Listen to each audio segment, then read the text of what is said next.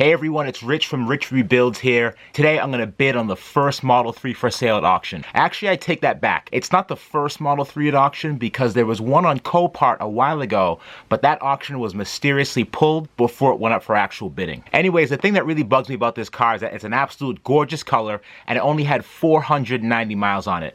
Personally, if I got into an accident with this car, I would have fled the scene because I hate to be known as the first person to wreck the first Model 3 while people are still waiting on their cars. They were cruising around on a bright sunny day and a pole just jumped out of nowhere and obliterated their Model 3. Poles are the #1 cause of car accidents. I believe we should ban all poles. Keep all wiring underground. Keep our Model 3s safe. Now before I start debating, let's look at this car really quickly. The interior looks near perfect. It would take someone all of an hour to replace the knee airbag and the steering wheel airbag on this car. Thankfully, the passenger side dash bag didn't blow, so it's very likely that this person was alone. I gotta say, one thing I do like about this car is the simplicity of the interior. Tesla clearly took all the styling cues from concept cars in the 1980s and applied it to their Model 3 interior. You gotta respect them for that.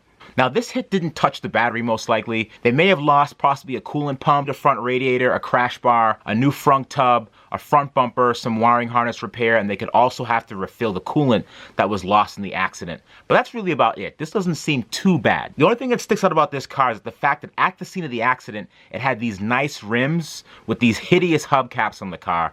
But at the auction, someone removed the aerial caps off those rims and put it in the frunk. I'm not sure why that would have been done. Now I've been watching this car for a while. I remember when it first went up for bidding. First it started at $5,000, then it went up to $15,000, and pre-bids now are at a staggering $27,000. Is this car worth $27,000? To a company that wants to reverse engineer the car? Absolutely. To anyone else in their right minds?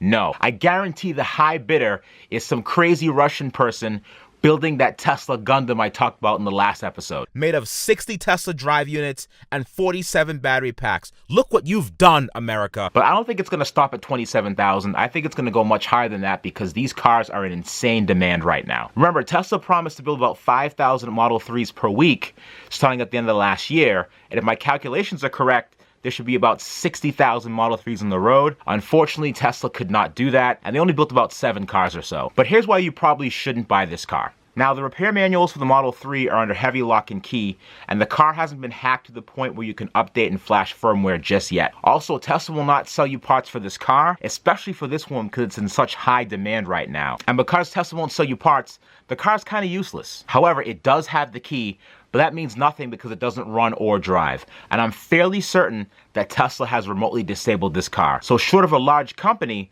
I'm not really sure what a person would do with it at this point, besides maybe parting it out. But if it does go much higher, you'd have a hard time making your money back on this car because no one's looking for a Model 3 door just yet. Let's join the auction and see what this thing goes for. All right, it's at $27,000. All right, can't go higher than that. Whoa, whoa.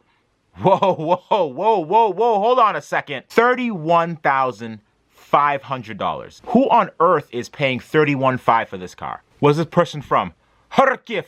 I told you it was the goddamn Russian. Where is Kharkiv anyways? Is that in Russia? Oh no, it's at the Ukraine. Okay, never mind. That's not Russia. That's the Ukraine, which is basically Russia. Wait a minute. Do Ukrainians and Russians get along? Well, there you go, boys and girls. I lost the car. Someone picked it up for $31,500.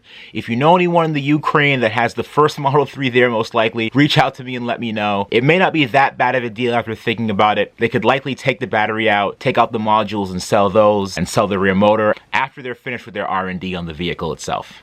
All the best to the winner, and I'll see you guys next episode.